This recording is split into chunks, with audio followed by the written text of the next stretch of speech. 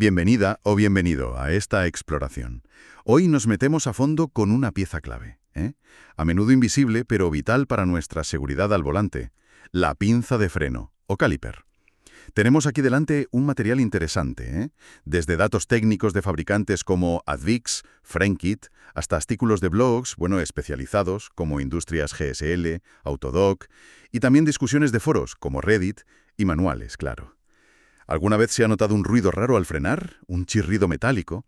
¿O esa sensación de que el coche como que se va un poco hacia un lado? Podría ser la pinza pidiendo atención.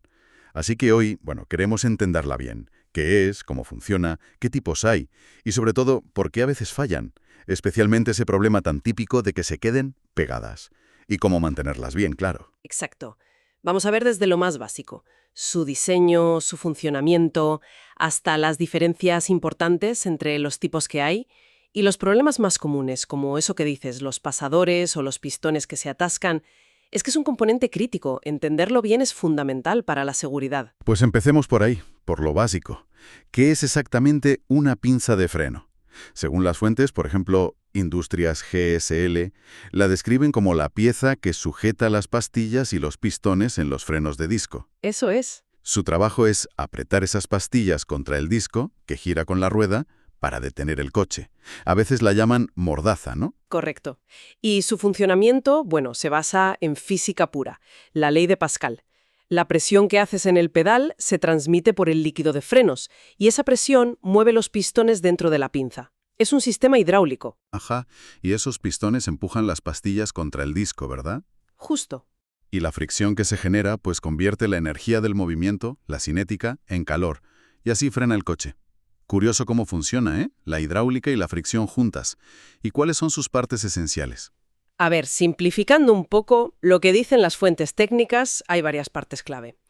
Tienes el cuerpo de la pinza, que es como la carcasa donde van los pistones. Los propios pistones, claro, que son los cilindros que empujan líquido.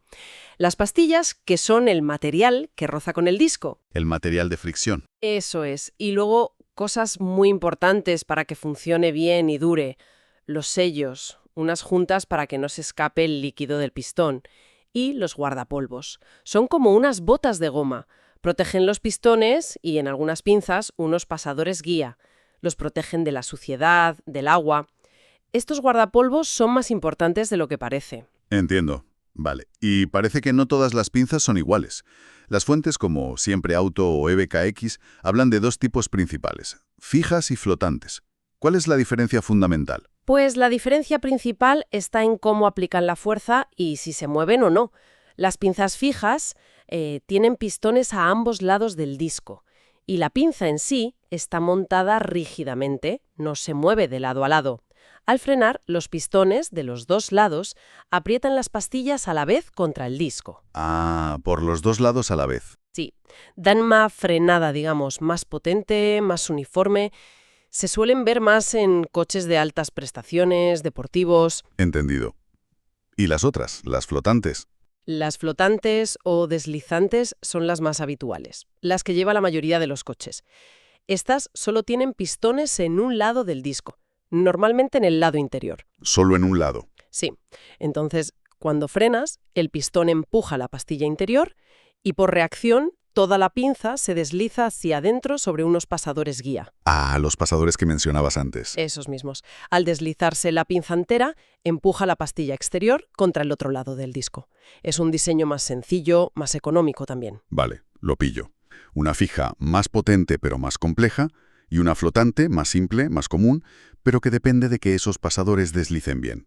Imagino que cada una tendrá sus pros y contras. Justo. Las fijas, como dicen las fuentes, suelen dar mejor tacto de freno, disipan mejor el calor, el cambio de pastillas a veces es más directo, pero claro, son más caras, más grandes, más pesadas. ¿Y las flotantes? Son más baratas, más compactas, más ligeras, por eso se usan tanto. Pero ese mecanismo deslizante, los pasadores guía, son su talón de Aquiles.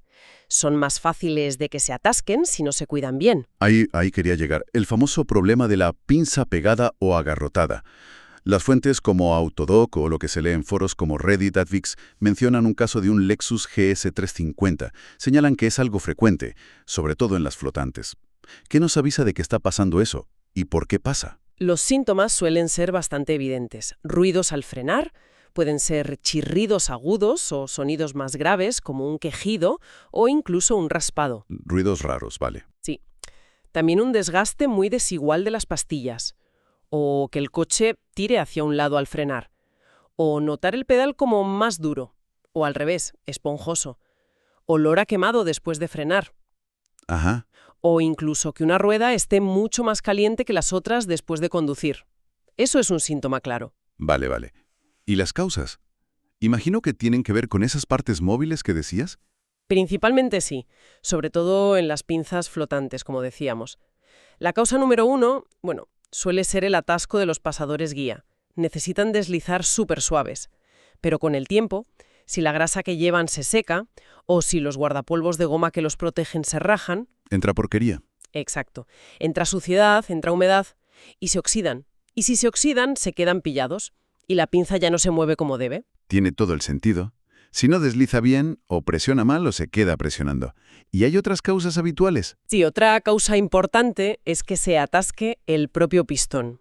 Es parecido a los pasadores. Si el guardapolvos del pistón se daña, pues le entra humedad, suciedad y el pistón o su cilindro se corroen y se bloquean. Ya. También influye la acumulación de polvo de freno y óxido en general. O usar un lubricante que no toca en los pasadores, uno que se seque o se derrita con el calor o incluso que dañe las gomas. O sea que la protección contra la suciedad y usar la grasa correcta son, fundamentales. Totalmente. Y ojo también con el estado del líquido de frenos. Las fuentes nos recuerdan que es higroscópico. Que absorbe humedad del aire. Eso es. Y esa humedad es mala por dos cosas. Una, baja el punto de ebullición del líquido. Eso puede hacer que el pedal se sienta esponjoso o que incluso fallen los frenos si se calientan mucho. Y dos, esa agua provoca corrosión por dentro. En todo el sistema, incluyendo los pistones de la pinza. Entendido. Queda claro que son varias cosas las que pueden hacer que una pinza se agarrote. Entonces, ¿cómo lo evitamos o lo solucionamos? El mantenimiento es la clave, imagino. Exactamente. Las guías de Autodoc, Frenkit, los manuales, todos insisten en el mantenimiento preventivo. Lo más importante es la inspección regular. Lo ideal es cada vez que se miran o cambian las pastillas.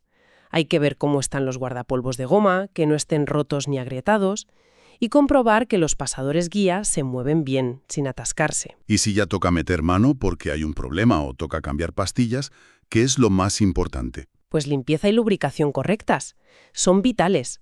Al cambiar pastillas hay que limpiar a fondo la pinza, el soporte, quitar todo el polvo, el óxido. Y sobre todo, lubricar bien. Y aquí está el meollo de la cuestión.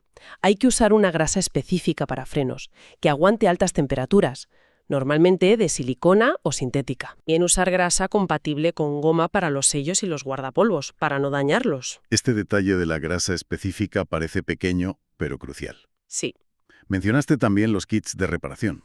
Sí, si ves que los guardapolvos o los sellos están mal o los pasadores oxidados, existen kits como los de Frenkit, por ejemplo, que traen estas piezas para cambiarlas. Es mucho más barato que cambiar la pinza entera, claro. Siempre que el cuerpo de la pinza esté bien. Es una buena opción. Y, por supuesto, cambiar el líquido de frenos cuando toque según el fabricante. Y usar siempre el tipo DOT correcto. Eso es importante. Antes has mencionado la compatibilidad de las grasas con las gomas. Había un documento formativo del Liceo Industrial que hablaba de eso, ¿no? Sí, y es un punto técnico, pero muy, muy relevante que a veces se pasa por alto. Explica que las gomas de los frenos, los sellos, los guardapolvos, están hechas para aguantar el líquido de frenos, que suele ser de base glicol, pero se pueden estropear muy rápido si les echas grasas o aceites derivados del petróleo. Ah, claro. Por eso es tan importante usar lubricantes específicos, de silicona o sintéticos compatibles. Si usas una grasa de litio normal o vaselina en los pasadores o cerca de los sellos, te cargas las gomas. Vaya. Y al final tienes fugas o el agarrotamiento que querías evitar. Es un ejemplo perfecto de cómo un detalle que parece menor, como qué grasa usar, tiene un impacto enorme en la seguridad. Cambiando un poco de tema, ¿cómo encaja esto con los coches eléctricos? Porque frenan de forma distinta. Muy buena pregunta. La fuente ebx.net toca ese tema. Los coches eléctricos, los BES, usan muchísimo la frenada regenerativa. El motor eléctrico funciona al revés, digamos, para frenar el coche y de paso recuperar energía para la batería.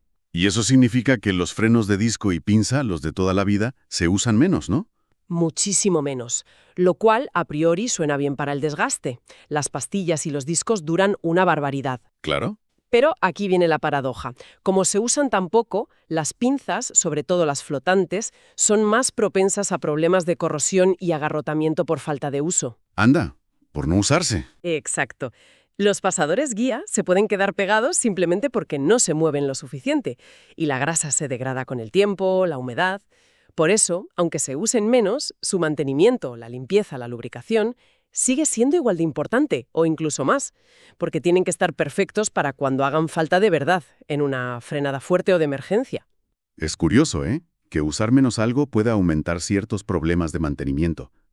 Hay otras tecnologías relacionadas aquí. Sí, EBKX menciona el brake-by-wire, el freno por cable. En esos sistemas ya no hay conexión hidráulica directa entre el pedal y la pinza. Es una centralita la que decide cuánto frenar con el motor y cuánto con los frenos de fricción. Busca la máxima eficiencia y seguridad. Más electrónica. Sí, y también los materiales. Aparte del hierro fundido de siempre, hay discos cerámicos o con un recubrimientos de carburo. Son mucho más ligeros, aguantan mejor el calor, son importantes en los BEs por el peso y para gestionar las frenadas potentes, pero claro, son más caros. Muy interesante esa perspectiva de los eléctricos. Parece que hemos cubierto bastante, ¿no? Desde cómo funcionan, los tipos de pinzas, por qué se atascan con los pasadores y la grasa como puntos críticos, hasta la importancia del mantenimiento detallado y cómo la electrificación está cambiando las reglas incluso para piezas mecánicas como estas. Exacto. El mensaje clave de todas las fuentes es que la fiabilidad de las pinzas depende muchísimo de cuidar los detalles en el mantenimiento.